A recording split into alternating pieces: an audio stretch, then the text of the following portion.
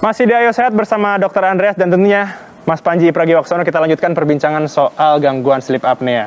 Mas Panji, ini tadi kita sudah melihat bahwa pengobatannya ditempel, terus di kepala kebanyakan ya, di kaki juga ada. Itu kira-kira berapa lama? Dan mungkin bisa diceritakan itu seperti apa sih? Itu tepatnya pemeriksaan sih ketimbang pengobatan. Jadi waktu pertama kali ketemu sama Dr. Andreas, dianjurkan untuk tidur di sleep lab namanya. Sleep lab. Tapi sebenarnya sleep lab saya pikir tuh laboratorium beneran. Jadi kayak ada kayak kaca, terus orang-orang pada nyatet semua gitu ya. Gitu.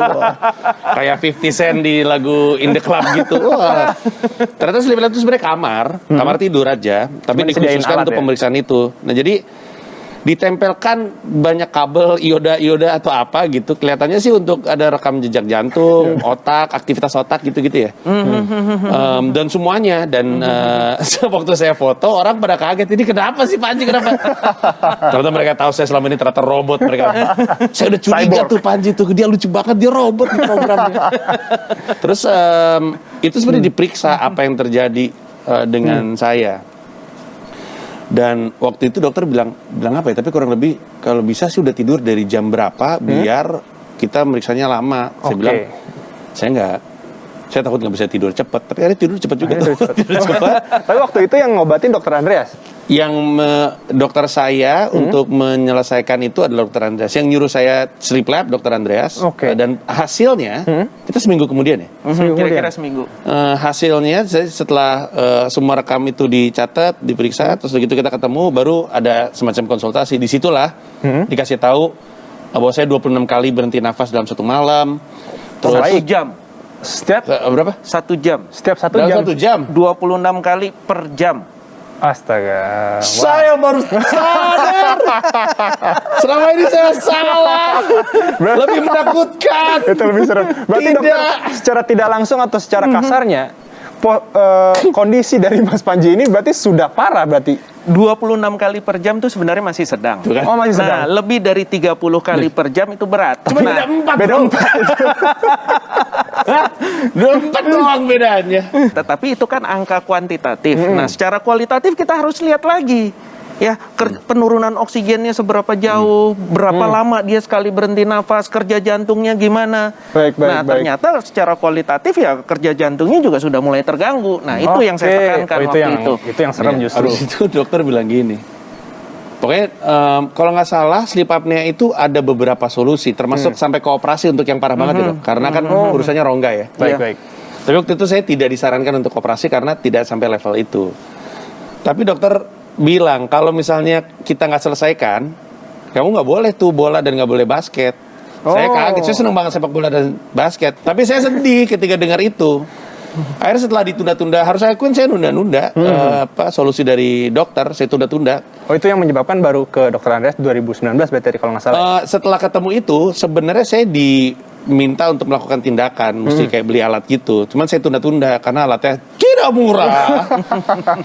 Tapi saya coba cari solusi murah, alat-alat apa, perintilan-perintilan saya beli, nggak berhasil. Saya pikir ya udahlah yang Dokter Andreas katakan, ya udah saya lakuin. Dan ternyata dampaknya kerasa. Saya beli itu alat Februari kalau nggak salah, Maret, April, Mei, Juni, sampai dengan Juni berat badan saya 80. Yang saya curigai, belum tentu benar. Yang saya curigai adalah karena tidurnya lebih baik, metabolismenya lebih baik, terus kondisi kesehatan secara umum lebih baik. Ditambah dengan saya kan plant based juga, tapi plant based longgar ya, jadi saya bukan plant based yang ketat banget. Saya nggak pengen nggak diajak nongkrong sama teman saya, jangan aja Panji makannya susah gitu. Jadi, tapi saya dalam 1 tahun saya ingat berapa kali saya makan daging dalam 1 tahun, nggak nyampe 20 hari saya makan daging dalam 1 tahun, dan itu membuat badan saya nggak gampang ngilu-ngilu sendi-sendinya setelah berolahraga, jadi lebih sering olahraga. Dan karena plant based, artinya makanannya saya pikirin, terus olahraganya jadi lebih rutin, tidurnya jauh lebih baik.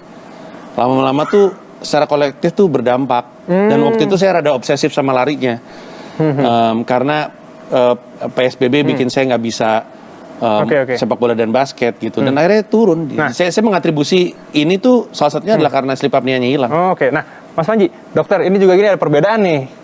Mas Panji Ya ampun. dari yang obesitas sekarang ini sudah sembuh. Bener tuh yang kanan. Ini yang kanan saat masih ini ya. Iya. Cukup berbeda, Mas Panji. Kelihatan banget nih ya. Setelah dilakukan pengobatan. Itu tuh 96 yang kanan, 95. 95 yang kilo. itu 81 kalau nggak salah. Yang kiri. Hampir 10 kilogram ya berarti ya. Lebih, Bro. Lebih ya. Lebih itu. Jadi makanya waktu orang pertama kali itu si Panji kenapa tiba-tiba kurus banget. Tapi saya sangat tidak menyarankan orang untuk serta-merta ngikutin apa yang saya lakukan, terutama dari sisi diet. Karena saya nggak ada ahli nutrisi. Jadi jangan diikutin deh caranya si Panji. Cari cara sendiri. Karena tiap orang badannya beda-beda. Iya, betul. Yang penting disiplin dan punya kesadaran pengen memperbaiki kesehatan. Yang penting sleep apnea-nya udah hilang. Iya, dan tadi kita ngobrol di ruang tunggu, saya bilang salah satu cara saya tahu sleep apnea-nya hilang selain testimoni dari keluarga di rumah adalah saya udah nggak pernah lagi kebangun tengah malam untuk pipis. Salah satu ciri-cirinya kata dokter itu tengah malam kebangun untuk pipis karena apa? Karena gini, saat berhenti napas tersumbat, ya kan, dadanya terus nyedot, jantung di dalam jadi kecepit. Nah, kalau jantung kerja keras saat tidur, jantung akan mengeluarkan zat-zat yang sifatnya merangsang kencing.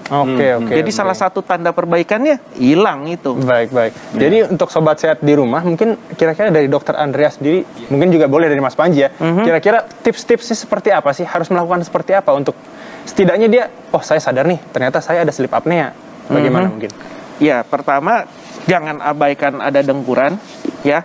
Jadi kalau sampai yang sudah berkeluarga, pasangan bilang tidurnya ngorok, udah percaya aja deh. Berarti kita ngorok, karena ya taunya dari mana? Kita sendiri nggak pernah bisa merasakan. Ya kan. Kedua, kalau sudah mulai bangun rasanya kok nggak bisa fresh, padahal tidurnya udah cukup, siang juga perlu kafein berlebih gitu kan. Nah, ini udah tanda-tanda sebaiknya diperiksakan. Apalagi kalau sudah mulai ada tekanan darahnya naik, kadar gula darah naik, kolesterol sudah mulai naik. Nah, ini udah indikasi. Baik. Monggo dari Mas Panji mungkin. Sama sih rasanya, orang tuh mikir ngorok itu adalah tanda menua gitu. Padahal anak kecil juga bisa. Iya, betul, anak kecil juga bisa. Orang juga sering bilang ngorok itu tanda kegemukan, padahal saya tahu persis orang-orang kurus banyak yang ngorok karena mungkin untuk kasih lebih ke rongga, makanya nurun. Makanya kalau ada ngorok sebaiknya sih tidak dianggap remeh. Apalagi kalau emang teman-teman sadar tengah malam suka kebangun untuk buang air kecil. Karena itu salah satu indikasi. Nah, saya usul kalau mau selesaikan oleh dokternya yang paham gitu. Baik, berarti bisa langsung menghubungi dokter. Iya, dokter sleeping disorder, istilahnya apa sih? Sleeping disorder ya. Gangguan tidur, dokter gangguan tidur. Mungkin nggak terlalu banyak, tapi ada kan harusnya di Indonesia. Ada. Diperiksakan dulu aja, abis itu dengar kata dokternya dan nurut, jangan kayak saya ngeyel. Tapi akhirnya kan sembuh. Akhirnya saya kapok. Dan saya nurut sama Dokter Andreas. Oke.